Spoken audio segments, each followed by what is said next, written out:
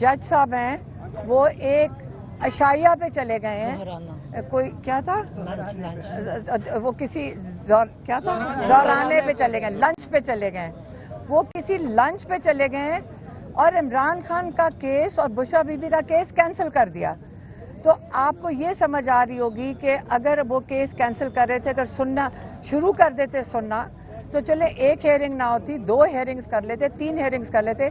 उन्होंने केस सुनने से फिर से माजरत कर ली।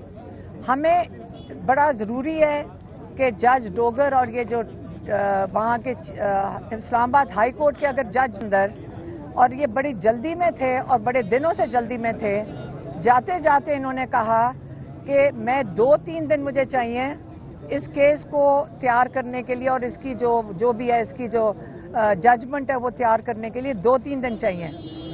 लेकिन थोड़े अरसे के बाद जब डेट आई है तो आपको हम बता दें कि 29 तारीख आई है। इतनी जल्दी में केस तैयारी हुई, खुद उन्होंने कहा 3 दिन चाहिए, तो हमने सोचा कि ये जो भी जजमेंट है ये पीर के दिन आ जाएगी या मंगल के दिन आ जाएगी। लेकिन जब तारीख अंदर से आई है तो वो 29 तारीख की आई है। अब आज से 29 तारीख तक हमारे पास कितने दिन है? 11, 2 हफ्ते से, हाँ तकरीबन 12 दिन है। अब इन 12 दिनों में हम चाहते हैं कि हाई कोर्ट के अंदर इमरान खान और बुशरा बीबी का बेल का केस सुना जाए, और अगर ये केस सुना जाए तो इमरान खान और बुशरा बीबी को बेल के ऊपर रिहाई मिलनी चाहिए। तो अब हमारा सारा फोकस चला जाएगा हाई कोर्ट के ऊपर, और हम वहाँ जाके पिटिशंस भी डालेंगे मुलाकातों की। इमरान खान ने ये भी कहा है, लेकिन सबसे ज़रूरी चीज़ है कि इमरान खान और बुशरा बीबी को अगले 2 हफ्ते से पहले इमरान खान और बुशरा बीबी को बेल मिलनी चाहिए। अच्छा, अब जो उनका पैगाम है वो नौडी नियाजी आपको देंगी। पूरी है सारे जो 9 मई 26 नवंबर कश्मीर का जो कत्लेआम हुआ है और मुरीदके का, उन्होंने कहा इसका जुडिशल कमीशन फौरन बनना चाहिए कि इतने जुल्म हुए, और आप सबको पता होगा कि कितने लोग बेगुनाह इससे मारे गए हैं।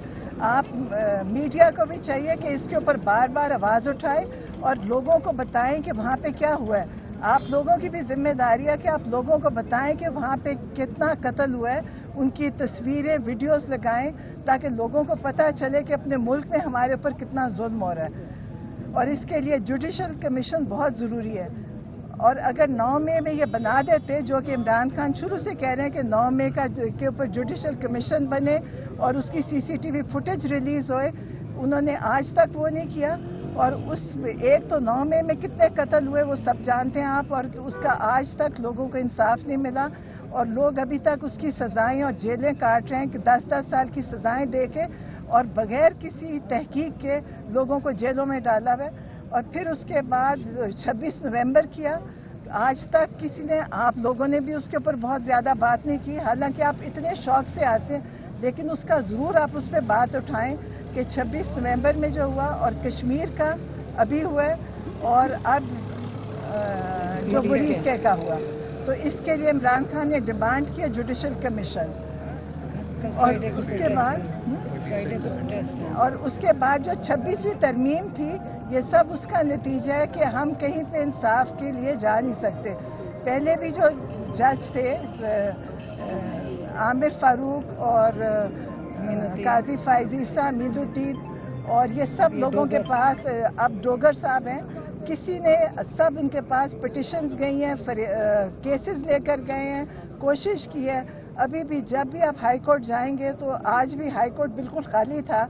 इतनी बड़ी इमारतें और इतना बड़ा वहाँ पे काम हो रहा है, कोई भी नहीं था सुनने के लिए।